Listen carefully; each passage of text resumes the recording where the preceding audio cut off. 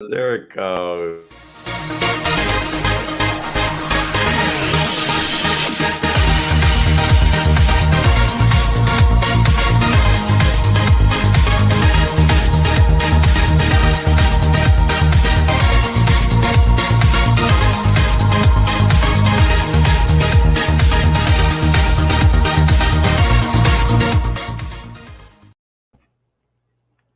Dun, dun, dun, dun, dun, dun, dun. What's up, ladies and gentlemen, boys and girls? Hello, welcome to Friday night, 5 p.m. Pacific Standard Time, 8 p.m. Eastern Standard Time.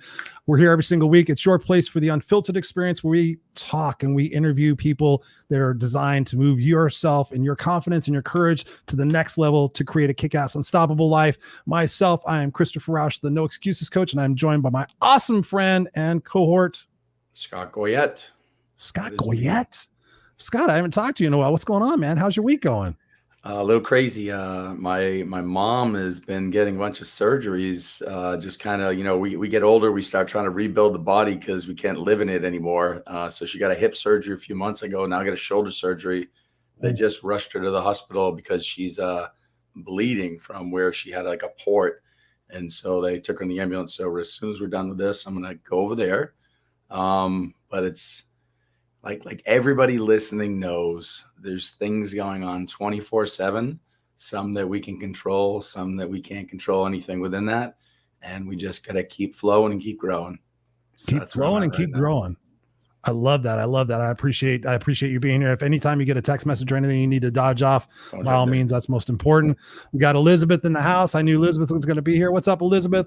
She says, she says, yep. Definitely. Elizabeth has been through her fair share. She was recently a guest on the Raw and Scripted show. We'll have to get her on here as well. Sweet. She's an amazing soul, and she's actually the person that introduced us to our guest tonight. So we'll kind of skip the small chat this time, and we'll just kind of dive right into the subject matter so we can get you out of here so you can go be with the family. And I'm excited. I've had plenty of conversations with our guest tonight, and he's an amazing soul. He's an amazing individual. He's really out there doing the deed, really trying to provide value-added content to grow people beyond their current state of minds, their limited perspectives. He helps people dealing with child protective services. He helps people going through divorce. He helps people basically expand their mindset and be able to get out of their limited thinking. Without any further ado, welcome to the Unfiltered experience, Mr. Will Kesselman. What's going on, Will Kesselman? How are you doing tonight, brother? I'm doing great, guys. How you guys doing? Good. We're doing fantastic. I mean, aside from Mr. Scott here has got the situation going on. But we're doing good. I'm looking forward to this conversation tonight, inspiring some people. We got Stacy in the house. What's up, Stacy? Had a great conversation with Stacy. Scott and I know Stacy from way back in the day when we were on the Speaking to the Heart podcast network. So Stacy, it's appreciative that you're here supporting the show. Thank you. We're going to have a great time. So Will, I'm just going to jump right off the deep end and just ask you the question that we've been asking most of our guests over the last couple of years. Obviously, we've all been experiencing COVID, the pandemic, social injustices, political situations here in the United States. What have the last 2 years really taught you personally about yourself and the trials and tribulations of experiencing COVID and business interruptions and everything else? What have you learned about yourself? A lot. But first, I do want to say to Scott, I hope it's your mom, right? So I hope your mom gets better. Appreciate that. Like genuinely, seriously. Because medicals is, but part of the last 2 years was dealing with health and medicals and all that kind of stuff. So to tie it in for a split second, but more importantly, family is always important. So I do hope your mom, gets the not just the treatment that she needs, but recovers and so on and so forth. So, family is always important. Health, you can't change health. Money comes and goes, and everything else can come and go more or less. But health, it is what it is. So to answer your question, a lot. Part of my journey for the last 2 years has been juggling both working for the government as an investigator, as well as doing my company, getting it off the ground, and all those pieces. And with COVID, in terms of my world in that sense, comes lockdowns. With lockdowns comes a lot in terms of whether it's family dynamic issues or constraints or, power and control kind of issues, all that kind of stuff. And also allowing people to see that they do have power, they do have a voice, and to actually hold on to it, obviously in a respectful, equal kind of way. No one should be more dominant than anybody else, but realizing that there is power, there is a voice, and not to give it away in any shape or form. So that's the short version. There's a whole lot of stuff that's happened over the last two and a half years. So Well, dig into that a little bit. I mean, what for you, and looking back at it, what is maybe one or two or things that situations that have happened that have arisen, and what have you done to get through those particular moments? Because this show is all about providing people strategies and tactics to be able to get out of those momentary situations. Because a lot of times, Scott and I were talking about this earlier, that we have two choices when something happens unexpectedly. We can react emotionally and kind of go ballistic, or we could choose to respond and sit there and say, is this happening for my greater good? Is there something I can see that's positive out of this? What types of situations were that for you? Yeah, it's like the old cliched adage, face everything and rise out of fear, so to speak. So for me, well, I ended up getting COVID very early on, as an example. And at the time that I got it was April. And at the time they're like, okay, if you end up in the hospital, it's not very good, shall we say, and I was getting to the point where I should have gone to the hospital, and I was refusing to go, not just with willpower, but in terms of resolve and resources, like resourcefulness, right? Like, let's call some friends who are doctors, let's call some friends who then get me to pulmonologists and other people and everything else.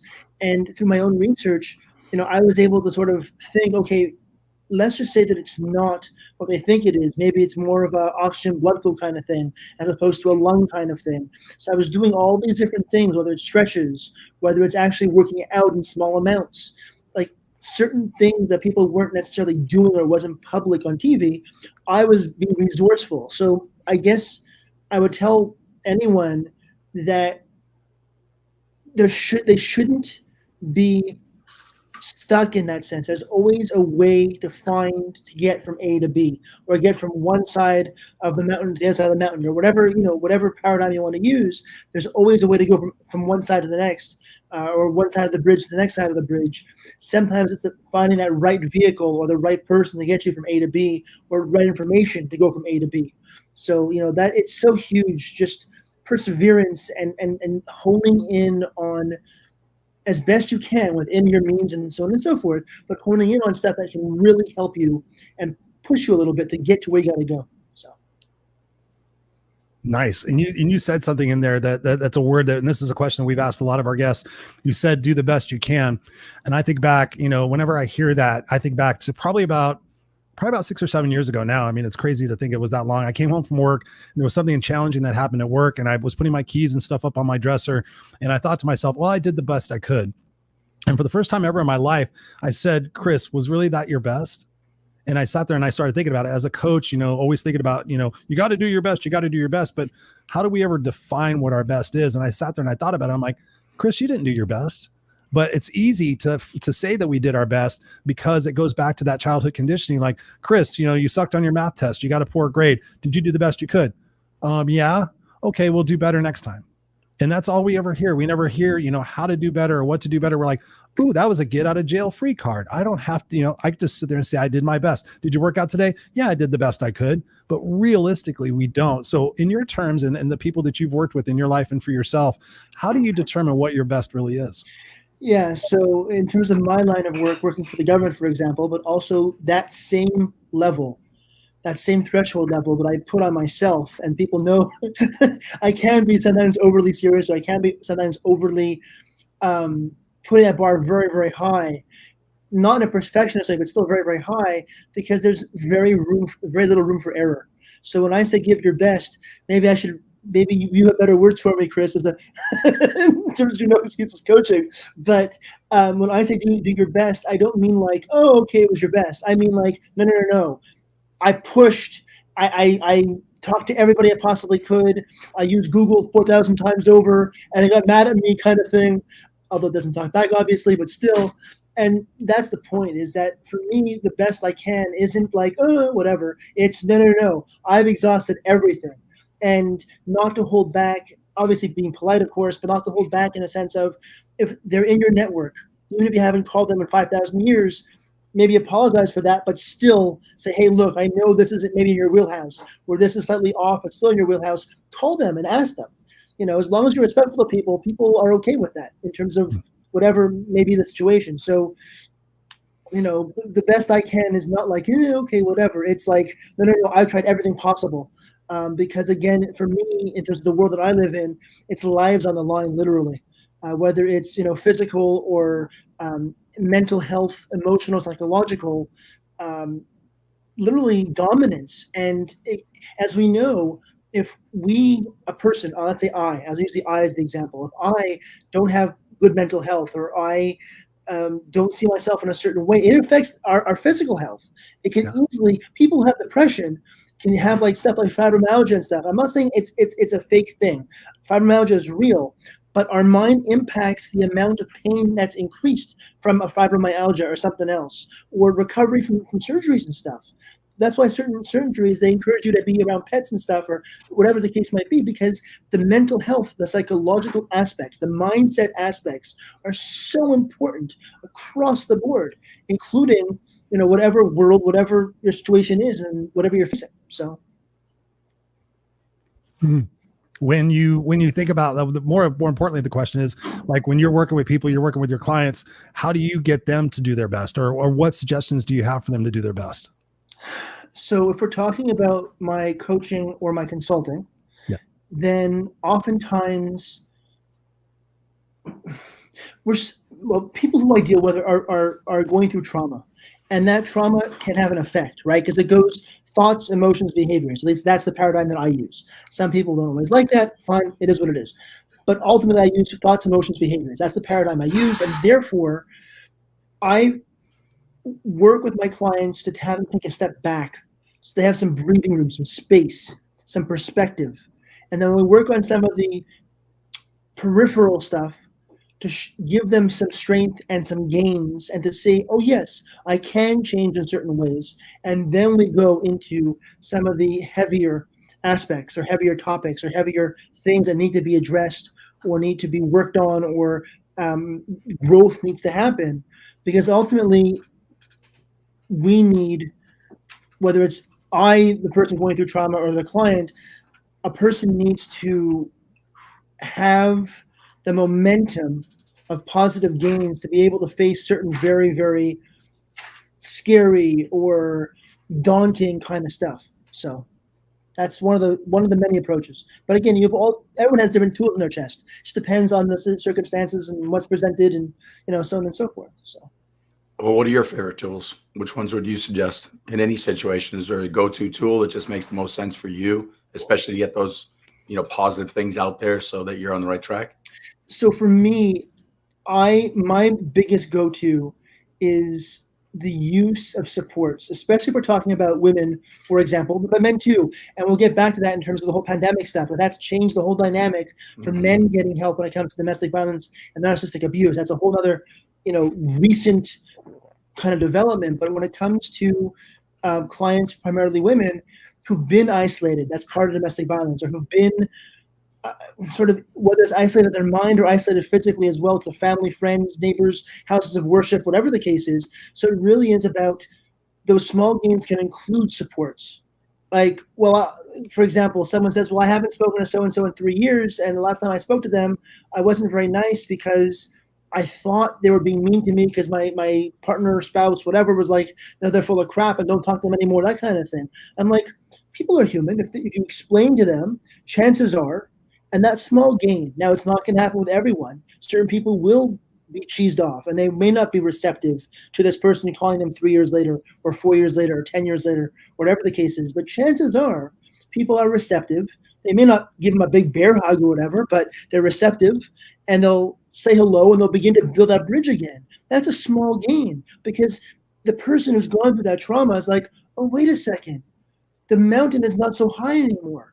For calling a few friends, for beginning to regain some of who they were before, right? Because that's really what it's all about when we talk about, at least in my world, the trauma regarding domestic violence, narcissistic abuse, and those kinds of things. It's very much a before and now, and how much different things are in people's minds. And I have to remind them that the mountain, that difference is not so high. And it's just a matter of understanding some of the changes, taking some ownership, being respectful, and then reaching out to certain people. I love that. And you mentioned a few times, if you're able to mention, you mentioned your government job. What is it specifically you do there? So I do investigations of special victims, quote unquote stuff. So human sex trafficking, domestic violence. We deal with narcissists almost the whole time. Child abuse. I said domestic violence already. Sex abuse. The heavy of the heavy, basically. So it's very similar to the TV show in terms of the subject matter and some of the scenarios. Let's say. What got you into that? That's a pretty incredible job. I mean, that's quite an accomplishment. So funny enough, I was actually in school and I had a couple of classmates who were in the same agency. And I'm like, oh, that sounds cool. And the thought process for me was, okay, so I'll do it for 2 or 3 years. It's been way more than 2 or 3 years, but I'll do it for 2 or 3 years. I'll get some skills and I'll go on to grad school, whether it be getting a social work degree or going for clinical psychology or whatever the case was. And it's now almost 15 years later. It'll be 15 years on Monday, actually. 15 years on Monday that I've been doing this. And obviously, one's mental health is very important. And so, we have to every so often see a mental health professional. Even for ourselves, PTSD is real. It's not talked about enough. It's not dealt with enough. It's not the ownership in a good way, but the ownership of it, whether it's communal or whether it's personal, isn't addressed enough and discussed enough and everything else. And like everything, we have our own internal issues, and I'm not saying I can say specifically, but like everywhere else, there's alcoholism and other substance abuse issues and everything else. And, if you're seeing trauma a lot or all day, every day, whatever, you're going to have certain reactions. I'm able to handle it for myself. It's working out. It's traveling. It's talking to family and friends. It's whatever works for me that helps me reconnect to what makes me me, as opposed to the stimuli that I'm seeing that can really have an impact on sort of weighing you down almost sometimes. Just depends on what you're seeing, of course. So. Nice. So back to, one of Chris's original questions. So post-COVID, of course, you're going to have, I'm a professor, one of the hats that I wear. So, typically in the classroom, suddenly you're teaching these students and you're seeing a new dynamic, because in the classroom, whatever they're getting away from at home disappears, and they're in this safe space that I create. And I'm really good at that. The safe space isn't as safe when they're sitting at home and in someone's room, or the dad's home drinking, or the mom's upset about this, or somebody's doing drugs. Let's talk about the kind of, I want to know, maybe not the worst story or whatever, like that you're dealing with. What's the most consistent shift that you're seeing because people are stuck in these spaces that aren't safe spaces? And what can we tell these individuals? Again, your first tool is fantastic. Minimize the mountain by, getting people into support. Support's huge. But, what can we really tell these kids? Because I'm going to share something with you that was to that PTSD point. I have 36 kids in a class, typically 3 classes. In a typical semester, what I subscribe to when I take those 3 classes, as I know 6 kids out of those 3 classes, 2 per class, are going to have a real serious issue. A divorce in the family, somebody died, something bad happened, they broke up and it was abusive, something. So I'm going to be both professor and crisis counselor to an extent. What I can support, where I can hand off, I hand off. I can tell you 90% of those students, 90% of those 36 in each class, probably 33 students, had a real serious issue that suddenly they're coming to me because they think I'm the only person they can trust, because I was the extent of their support. I can't minimize that mountain on my own, because I'm not even sure who to hand them off to, because they're scared and it's minimal contact. What can we tell somebody like that who might be listening? What's a first step in addition to, extending for support? Because I didn't always have the answers. And to your bigger point, I've definitely got some PTSD from it. It's a great question, Scott. Yeah. So 2 things stand out to me that are universal in a sense. One is because you have the old school term access and opportunity in that sense to these students on a regular basis. The classes may change, but it's still students and so on and so forth, 100%. right? So they're more likely to reach out to you than their own parents or family, to be 100%. Honest, because you're more removed. And so there's less judgment or perceived judgment. That's a whole other conversation. But more importantly, to me, what stands out also is the universal question, or the quintessential question of, I see my neighbor going through domestic violence. I see my kid's friend whatever, like that one step removed, and how do I handle it, right? And they're almost two in the same, but there's some nuanced differences as well. The other thing, and I'll get to the answer in a split second, but the other thing that stands out to me is your numbers are actually very, very low. If we look at domestic violence alone and IPV is a new term, intimate personal violence, or intimate person violence, among other ways we can reframe it, you're looking at, for men now, it went from about 11-ish% to 27% pre and post-COVID. Now that's just reporting, and there's a whole other topic about underreporting and properly reporting and that kind of stuff. But then for women and IPV, it's 33% or more. So if you take those numbers alone, in my opinion, and with all due respect, it's not 2 per class. You're looking probably, if it's a class of 20 or 30, you're looking at least 6 to 10 per class, at least. Oh yeah. Like listen to the point again. The point is, I'm in a classroom environment where it's in class. Understand how prevalent it is. In other words, I know you do that number, but I want people to realize that it could be a friend's friend that has an issue or whatever, and not to be like blinders on or whatever. Or if you're in the airport and you see a kid with an adult and it looks off, that's likely going to be human or sex trafficking. Say something. Do something within your means, within your comfort zone. And to the point now, to answer your question, it's first and foremost, in your scenario, in your dynamic, they need to feel seen, heard, and respected in that love kind of sense. Everything else is secondary to them feeling as if they're being received in all that essence. Then it's, what are they comfortable with? Are they okay with going to the guidance counselor? And they may not be. They usually probably aren't, in my opinion, but I'm not a kid. I'm not in that environment as much. Then it's, okay, so you don't want to do that, but it's also about a focus as well. If we're talking especially about any type of trauma or violence, as an example, then the bigger picture isn't, I don't want to get somebody in trouble, or I don't want to cause an issue. The framing needs to be, because people often are like, well, I don't want to cause an issue. I don't want whatever. I just need a bit of space or some breathing room or whatever. Ultimately, the only way to get that breathing room or space or safety is to take charge in a way that may not be a full-blown order of protection. It may just be a police report, and the person has the right to tell the police they're just doing a report. They don't want them to actually go through with an investigation to press charges. And then the person can take the police report, get a civil or family court order of protection. There are ways to do it even if they're not living together. Okay.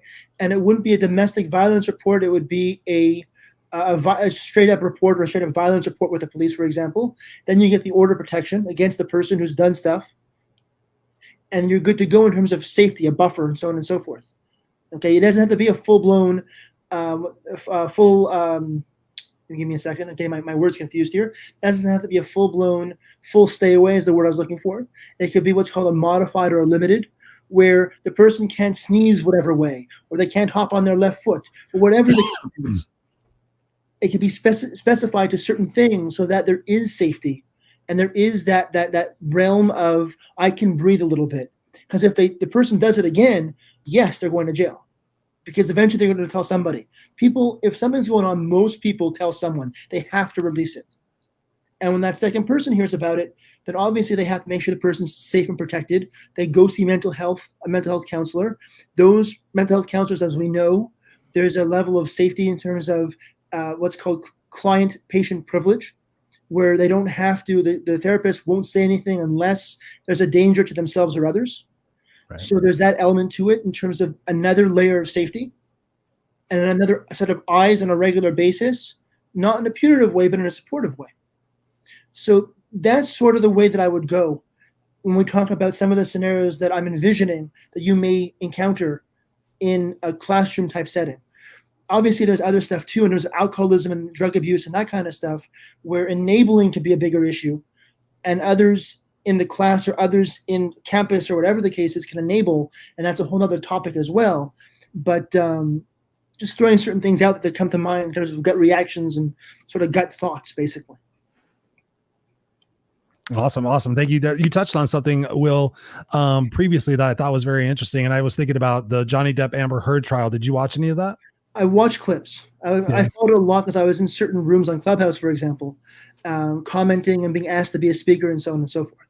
So what are your thoughts on that? Because I thought it was magnificent that it ultimately came out that, essentially they're both batshit crazy, but that it wasn't the case of where, you always have to believe the woman, that the man is always wrong.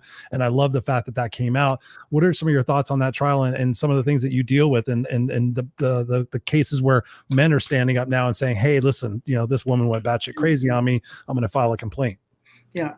So my initial reaction for the first week or two was that it's what's called mutual violence. And when I was going through all of the different websites and stuff, there's one mental health professional who testified in court, or there's a commentator, one of the two. And she literally said, this is mutual violence. I'm like, yes, I was right.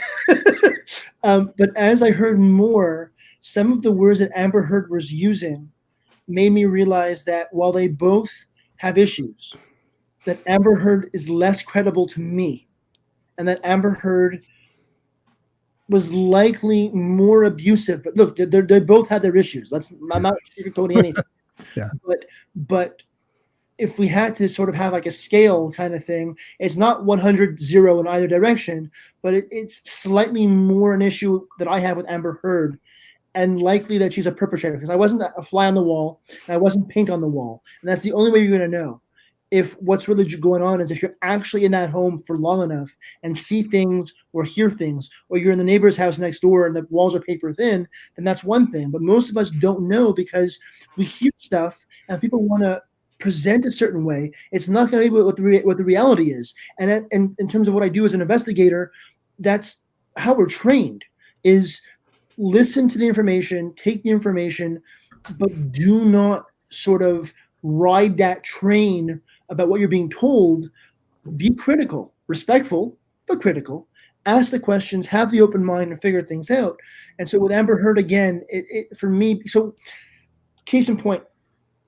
So Amber Heard, I forget exactly what it was. I think it was with the bottle and the Johnny Depp having his finger cut or whatever it was. Something came across me in terms of a reaction where someone who's narcissistic and isn't the survivor/victim, the survivor is going to have an opinion where it's more of a like trauma and defensive posture, like, that didn't happen, but whatever. Whereas it was more offensive and it was more putting Johnny Depp down. And that screams to me at least the beginnings of, if not possible, full-blown narcissism. Because narcissists need to put down who they feed off of. And if you have that dynamic where someone's putting you down, almost like two people are drowning and one person's pushing on the other person's head as both people can't swim, maybe a bad example, but it works for right now. Bottom line is, that's sort of how it is in the sense of a narcissist who needs to push down someone else. So if you have that power dynamic, anything you're seeing, it's possible, despite mutual violence, that one person is more so in that moment or in that time period of 3-6 months or whatever the case is. So that's really what stood out to me. So in terms of the other part of your question, so in general, men will get the raw end of the deal because of how society is, right? Guys should be masculine. They should be strong. They shouldn't show weakness. They shouldn't cry. They shouldn't express their feelings, so to speak, and that couldn't be further from the truth in terms of reality, in terms of mental health, in terms of everything else. And in my opinion, and we've had these conversations, you and I, Chris, like the whole time, in terms of it's manly to cry, it's manly to express your feelings. It's not weakness. In fact, it's actually strength. Whole other topic, but to answer your question though, it's with everything that I do, my secret sauce, more so than most people who I see, it's understanding just how, I'm going to say biased, but in a weird kind of way. More so we view things from the I perspective in an assumptive kind of way. And my secret sauce is minimizing those assumptions to as close to 0 as possible. We all have biases. We all have different ways of looking at things, granted. But if you can minimize the expectations, minimize the biases, minimize the assumptions, and then go from there. So if you're talking to a cop, for example, and the cop's like, oh, well, you're a guy, or, oh, well, this sounds weird, address it. Address it. I know this sounds weird. I know it looks whatever, but this is the reality. You may think this, but it's not that for this reason. You may think it's something else. It's not that for that reason. As long as a person's not long-winded and they can explain themselves in about 30 seconds to 2 minutes per issue, the cop will listen. After about 5-10 minutes, they'll make up their mind, but they'll listen to certain reasonable information and addressing the points that you think someone may not want to believe you on. Again, for men, it's weakness, crying, feelings, etc. Well, for that, I would say, address those points and also state the facts as that person has experienced them. That's one of many ways, but that's one of the key ways really to handle it. So in other words, just tell the truth. Yes, but it's more than the truth. In other words, it's not. No, I hear you, but it's actually not more than the truth. It is the truth. The problem is we don't tell the truth. We don't tell all of it. We just say I was upset, and we don't say she's been. I'm hearing you. I'm just saying I think so many times we don't speak all of it because we feel like it sounds wussy or weak or something. Well, it's more than that. Also, no one wants to hear everyone's violent stories in that sense. Violent, quote unquote, of course. So we're trained in society, men, women, kids, adults, whatever the case is, concise, whatever, because no one wants to hear more than that. But if a cop is there, that's not a typical social setting. Or if an investigator is there, not typical setting. Or if your students, for example, are listening to this and they're in front of you, that's not your typical social setting. That's a setting where the dynamic is shifted slightly to someone needing help, someone who can give help. And that's when someone needs to really speak up and say certain things, and then it's okay. It's manly or feminine or okay in either direction, whatever gender, whatever identity, whatever vision, mindset, etc. a person is. It's okay to say a few extra things to make sure the other person says, oh, okay, because people will make certain assumptions. And if you can knock those assumptions down, it helps that much more for someone to be able to help you, whoever you is or are. Clarity.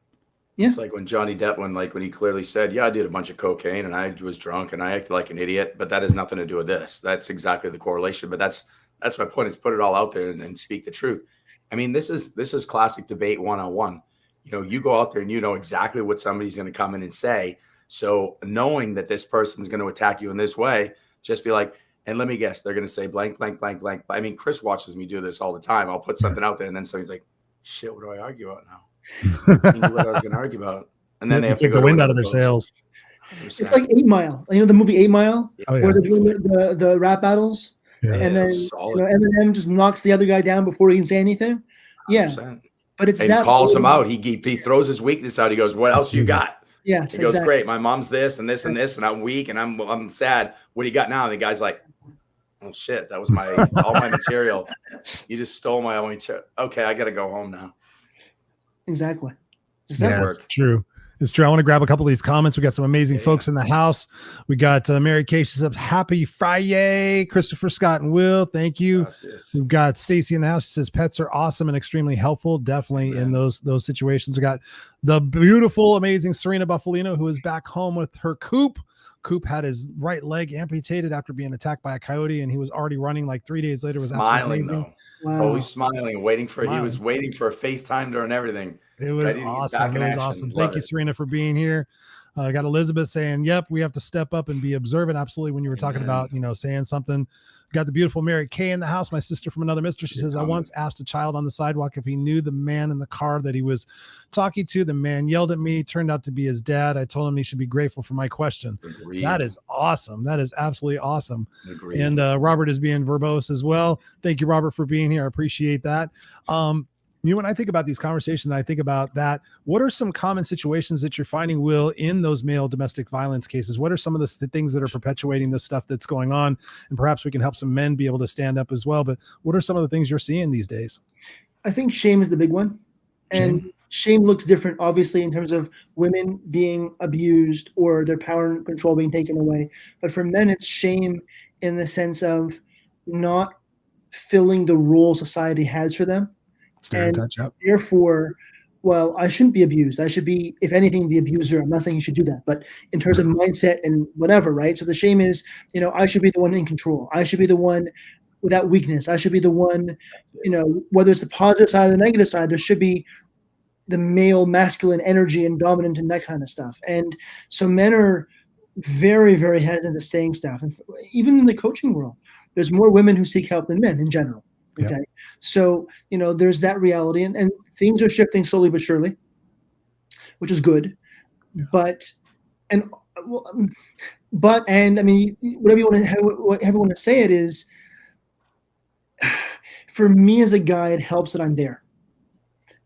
And if enough women are trained to sort of spot that, and more they are, my colleagues, and whether it's the professional side for the government or what I do on for myself and my consulting and coaching firm, more and more women are seeing it and allowing men to, in their own way, in a way that's comfortable for them. That's part of it also. That's so huge, is that comfort element, and a way that allows them to still be who they are, as opposed to the typical quote unquote paradigm of more so these kinds of services geared to women, these kinds of help in terms of the step-by-step approaches to help women.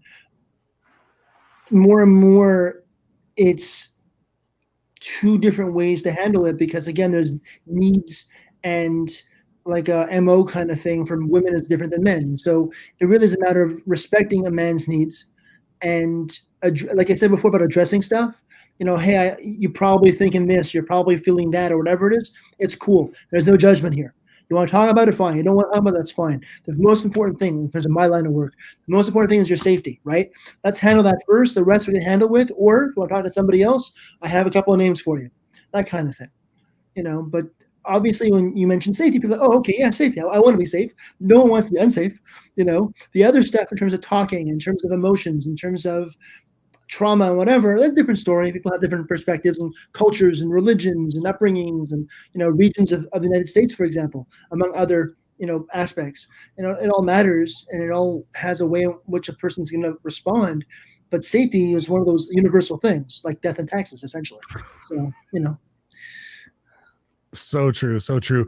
And one of the things I want to shift gears here for a second, and thank you for that, Robert, because it is so true. I mean, men are getting more to the point, and that's what we talk about in the men's club, is the fact that the vulnerability is actually a strength, and being able to stand up and sit there and say, hey, listen, I'm not going to tolerate this anymore. And to your point as well, the stereotypes like, oh, the man is supposed to be this, the woman is often this. So I love the fact that Johnny stood up and fought that. And I'm very interested. I'm not sure if you know Marilyn Manson, but Marilyn Manson has had several accusations against him. And I've read his book and I've followed him, and he has said that it's all been consensual, that these guys have been fans and everything. So it'll be interesting to see what comes out of that, because I know a lot of people are already stereotypically saying, oh, Manson's, this and that and the other thing, and he's guilty.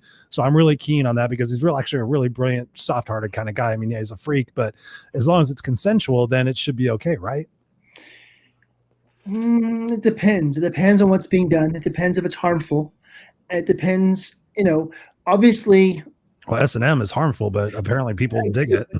So here's the thing. So a person can have a mindset where they think they actually are okay with it, but subconsciously they're not. Okay. And I know that's a little bit deep for 7 or 8 or 10 minutes left, or whatever it is, but no. There are aspects, like, for example, someone going through trauma, better example, going through domestic violence, and they're in love with their abuser, and they're not seeing the narcissism, right?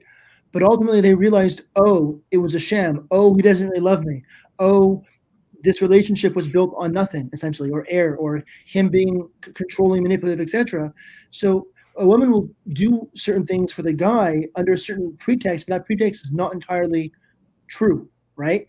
So proper consensual sex, BDSM, whatever the case is one thing. But I do want to throw that question out there, because it's very important in the sense of that mindset aspect, where some people, and I don't know the percentages, but some people may say it's consensual, and at the time it's consensual, but really it wasn't for them because of other important factors at play. That doesn't mean revisionist history. That doesn't mean going after them afterwards and being inappropriate or whatever, but it means being raw and real And there are situations that are properly raw and real where it wasn't 100% consensual. And that's the only thing I'm trying to sort of bring out. That there are different layers to all this. So, I just wanted to throw that out there. But also, as well, narcissists are very good at saying, I'm not saying he is, I'm not implying he is, my opinion. Right. But narcissists are very good at saying, oh, yeah, they consented to it, or oh, yeah, this, or oh, yeah, that. It's really important to reserve judgment and get as much of the facts as possible before a person makes that judgment. Because again, there's these underlying conditions and these underlying pieces that can really throw things off completely. So. True. So if in those situations, if like Sarah Manson's talking about this, and even though after the fact she realizes that maybe she shouldn't have said yes, legally by the letter of the law, if they're in that moment and she says, yeah, you can go ahead and do this, should he still be convicted and be found guilty? But if she later on says, oh, well, I was under the guise of something else, so I shouldn't have said yes. But even if she said yes right in that moment, that's consensual, right? It's consensual as far as I know in terms of criminal law. So my area of expertise is more so civil law than criminal law. Gotcha. The special victim stuff. I work a lot with all sorts of criminal law enforcement, all levels, lots of friends all over the place, all over the country, different levels and so on and so forth. I don't want to misspeak. I don't want to take away someone's power. That would be very, very harmful in general. But I will say that it's likely not necessarily a criminal issue, but it could be if there was elements of power and control, brainwashing, manipulation prior to that, then there could still be an impact on the person saying, yes, it was consensual at the time. And then later on, they're saying, no, it really wasn't. Obviously, the facts matter. And it being as detailed, as raw, real, respectful, and so on and so forth as possible. But, that's why it's not 100% yes or no for me. It's just a matter of understanding that there's nuances to this stuff. And that's what makes this world of abuse, and especially the verbal aspects and the psychological aspects of abuse, very tough, and it requires a lot of work, a lot of time, a lot of effort, a lot of energy, thought process, being meticulous, all that kind of stuff. So, I mean, you could have a proverbial gun to somebody's head and get a yes out of anybody you want, and that could literally, like, I'm hearing it loud and clear. I mean, anybody who's a good salesperson, in time. You'll appreciate this, Will. One of the things I did with my students a few semesters, I love playing little social experiment games. A couple semesters in a row, I would tell them certain points that were in stone. The 4 P's of marketing of this or this. Price is the one that's the easiest to screw up. I'd give them points that are very like etched in stone. Well, everything that you talked about early on, I create a safe space where everybody's seen and heard. So guess what? They really like me. Now, what if I'm a gaslighter, a narcissist, or an evil person? It doesn't matter. So they've defined they like me. So if I'm the devil, it's too late. And so then what I do, one of the last days of class, is I fully contradict myself, and I say it, and I look around the class. No one says an effing thing, because they're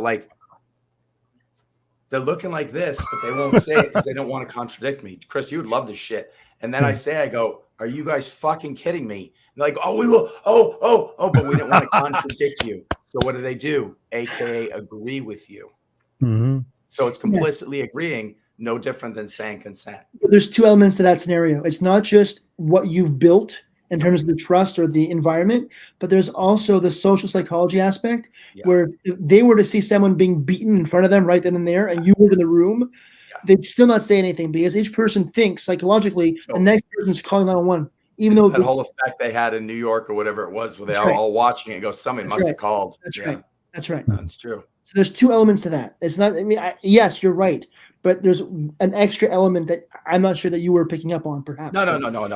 It's all there. But the biggest thing when I asked them afterwards, why didn't you do it? Their response was, we trust you. Yeah. That was their response. So, again, there's more to it, but they all said, well, we trust you. And but then we were confused, so the point is confusion, trust, whatever, that's going to lead to consent or yeses when that's not the truth. And we've all seen this play itself out. Oh, yeah. It's the same thing with if you like someone, whether it's just a brotherly love kind of deal, you're more likely to buy into whatever crap they're selling. even if it's not, I'm being honest, and whether it's crap or whether it's, the next bridge or whatever the case is, it just depends what we're trying to talk about, or the next new fancy pen that's supersonic and has lasers and it's really cool. It's a great gadget. The point is if you feel a connection, even if they haven't told you anything about their life, actually, this is important.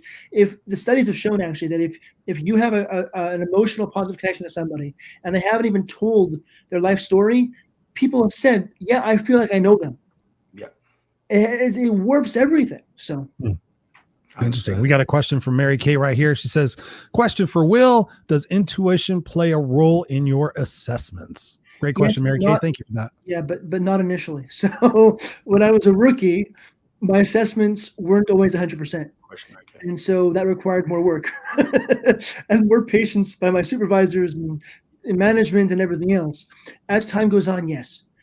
And the more you see something, the more you're able to size it up. But also, there's a danger in that as well. And it comes to the root of priming. We have these conversations too, where priming is a huge beast that people aren't really paying attention to, honestly. And so, yeah, it helps in terms of, I call a gut, okay? I think women have psychic radar, partially kidding, but partially not. And guys have a gut in that sense. So my gut is developed at this point. But at the same time, I don't let it rule everything. I'm like, wait a second, this is my hypothesis. This is my guiding principle theory, whatever. Let me just assess for everything else possible, as ridiculous as it might sound, because I don't want to miss something. And then it's easy to miss something, especially if you're talking to a narcissist who's really laying on thick, or whoever else may be laying on thick, whether it's emotional or factual or whatever. That perspective is so huge. So true. So true. Before I ask my last question, Elizabeth also says here, she goes, especially if the person reacts in the fawn response to trauma. Absolutely. Thank you, Elizabeth, for that. I just got to capture this. I'm gonna go levity for just a second before I ask my last question. But Robert said here, he publicly declares my wife has a spiked collar in her dresser, and he goes on to say, I was not the one to explore that. So a little levity in the situation. But when I think about all the things we're talking about here, and thank you so much, Will, for sharing this. It's a brilliant conversation. And to Elizabeth's point, yes, it is deep. Talking to us about prevention. So somebody's in a relationship, they're starting to see signs of things. Obviously, communication is a big thing, but what are some other recommendations that you might have for them to be able to prevent a lot of this stuff that ultimately ends in a terrible situation? So there's a couple. I'll be as concise as possible. If we're talking about the divorce itself, if ultimately dragging things out doesn't usually work. To make it work for the sake of the kids, to make it work for the sake of whatever, doesn't work. I've had that in my situation, my experiences. 9 years later into that relationship, got divorced. Should have been probably way sooner, a lot sooner. And so when you know, you know. Yeah. And it's important to say, you know what, I know, and to take actions then, but don't tell the other person. If you're leaving, especially if there's narcissism, abuse, anything where there's a dynamic of power and control, then it's so important not to tell the other person. First and foremost, and this is some of the stuff that I teach in terms of my consulting and everything else, so some secret sauce stuff, so here we go. It's get a separate email address and begin to use that for everything. Use that also as a way of documenting, like a journal. Spoke to so-and-so on this day, this time, this location, or spoke to this police officer or this sheriff or this whoever, badge number, whatever, this time, this location, whatever, because stuff you're going to need to give to the court for subpoena is what it's called. You're better off having it in an email that isn't the same email that you say F off to your friends with, or send nude photos to whatever, or you did way back when, and you're using the same email address for the last 20 years or whatever, because again, that stuff could be part of discovery, and it gets more and more tricky how to handle certain things. So having a separate email address is really important. Especially if you're going through abuse or narcissism or anything like that, I would have it encrypted. So you can use a service called Proton Mail. There's a whole bunch, but Proton Mail is one of the big ones. It's encrypted. They're based out of Switzerland, I think it is. So they're pretty neutral, even in email, jokes included, so to speak. And also, I would use an app called Signal. Now, we can debate if apps are truly safe or not. That's a whole other topic of conversation. But Signal is the better one. I would not use WhatsApp for anything. Don't think it's encrypted. Bad news. In my my opinion. I have to say Right. that legally, whatever, but I would use Signal. Okay. If the other person has Signal too, it's end-to-end encrypted. Okay. So that's some of the big stuff. And then try and find a lawyer who understands narcissism and abuse. If you're going through the divorce thing, going through the domestic violence thing, any of that kind of stuff, find someone who gets it. Not all of them do. It's one of our biggest mistakes is we assume, oh, our lawyer will argue all these things for us, or I can just go and testify in court like we see on TV. People just start saying stuff to the judge. No. Information has to be converted so it speaks court, whether it's in writing, an affidavit, whatever the case is. And there's tricks that are cheap or free that you don't need a lawyer for, but I always suggest someone getting a lawyer in any legal matter.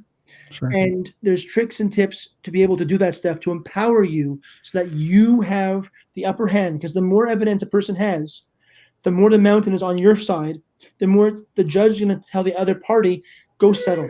And that's what you want. You want to settle. You don't want things dragging on for years. You don't want to have the decision put in somebody else's hands because they're not you. They're going to apply the law or apply how they envision the law. Remember, it's the same thing before about perception and about assumptions and about expectations. A lot of these principles apply in different ways, but it's the same kind of principles. So always try to have your power, your control, your voice, among other things. And that's some of the things that I mentioned to you off camera for 10 split seconds. I recently, yesterday, was actually offered a spot on the podcast. So that's one exciting thing that I mentioned I was going to be mentioning. The other thing was I'm actually also involved in another podcast. Both of them are related to men's issues. Well, one more than the other. And ultimately, there'll be a build out in terms of my brand, not just for helping women, which I will continue to do, but also helping men as well. So there you go. Two public announcements that I can make. I can't say all of it just yet, but those are the two public announcements that I saved, especially because we've been pretty good friends, I think, especially I would say friends for the last little while, I wanted to at least give some added value and stuff as a way of saying thank you to having me on. It's been a long time coming, so thank you for that. I do appreciate it. No worries. Well, it's been a great conversation. Where can people get a hold of you and continue the conversation with you? I'm all over social. In terms of the company, it's called Control and Power Strategy. There you go. Will Kesselman is the personal page. I'd prefer. It's just easier. Everything's streamlined to go to the Control and Power Strategy pages, and the handles on Instagram and Twitter are C_P_strategy, or if you're using Army terms, Charlie_Papa_strategy. In terms of the two handles on social, but I'm all over the place. And you can also reach me, as we know quite well, on Owl. In terms of being able to give us a call right away then and there, or ping us to come back on. 10-minute conversations, and you get some of your answers, there then and there, and you're good to go. So let me put that up there real quick. Owl.com. Yeah, so we can also go right there, owl.com. It's an amazing app. You can sit there and call somebody and pay them a little bit of money and ask them a question right there and get an answer. Yep.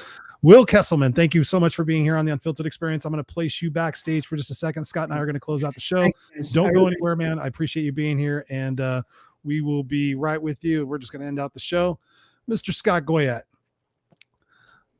Great opportunity. Conversation went like that. What are some things you're going to take away from this conversation? What we recommend for our listeners and our viewers to take away from this conversation as well? Discretion and support. One of the things that, he brought up, if you're truly being abused and you're not the one who's gaslighting the other person, trying to flip the script, and there's truly something that's hurting you and you feel stuck, seeking support so you can minimize the mountain, and making sure that you do it with some discretion so that the other person doesn't know and try to lure you back in if they're hurting you. So I think that's a decent summary from everything that I listened to, and make sure that you have the power. So, and I think that lies in that discretion and support. So that's all I got, Chris. That's all I got. Well said. Well said. Elizabeth says, bravo. She's the one that introduced me to Will. Thank you. Thank you, Elizabeth. Appreciate that. Thank you, Mary Kay. Thank you, Robert. Thank you, everybody who's watching live or on the replay. We got Catherine in the house. Forgot to mention Catherine. Catherine just quit smoking. Good for right, you. Catherine? She's smoking a straw, I hope.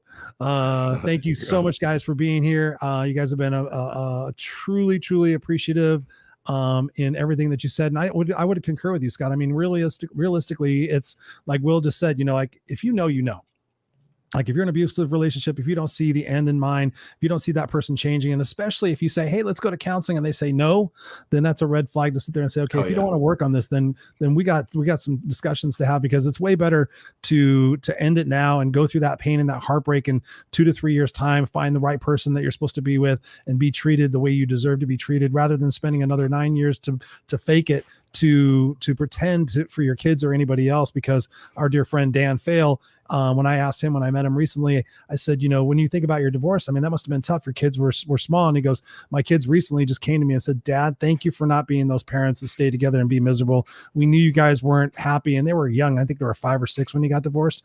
He goes, the kids now are like, now we got you that are happy. Mom's happy. You guys are dating other people. You're dating happy people. So ladies and gentlemen out there, stop being complacent, stop being mediocre, stop putting up with shit that you don't deserve to put up with. Call it out, try to get some help. And if it doesn't work, then call it out and go move on with your life, because it's a beautiful life out there. So we thank you guys for being here. As always, do not forget to go to theunfilteredexperience.com, www.theunfilteredexperience.com. Join the Facebook community, join the conversation online. Let us know who you want to see on the show, potential guests that you've seen. Elizabeth referred Will to the show. Whoever it is that you want to see on the show, and especially also if you want to see certain topics, me and Scott talk. Sometimes we do the solo shows. So if you have a conversation, a topic that you would like us to explore, we would be happy to do that. And we just appreciate you guys being here every single week. Please share the episode out. That's what we're doing. We're growing this thing authentically. I think now we're in like 3 or 4 countries. We're growing, and we appreciate you, but we need you guys, our Unfiltered crew, to go out there and share this shit out. So we appreciate you guys. Go out there and have a phenomenal week. And we will be back next Friday night, 5 p.m. Pacific Standard Time. The Unfiltered Experience. Christopher Rausch, Scott Goyette. Peace out. Love you guys.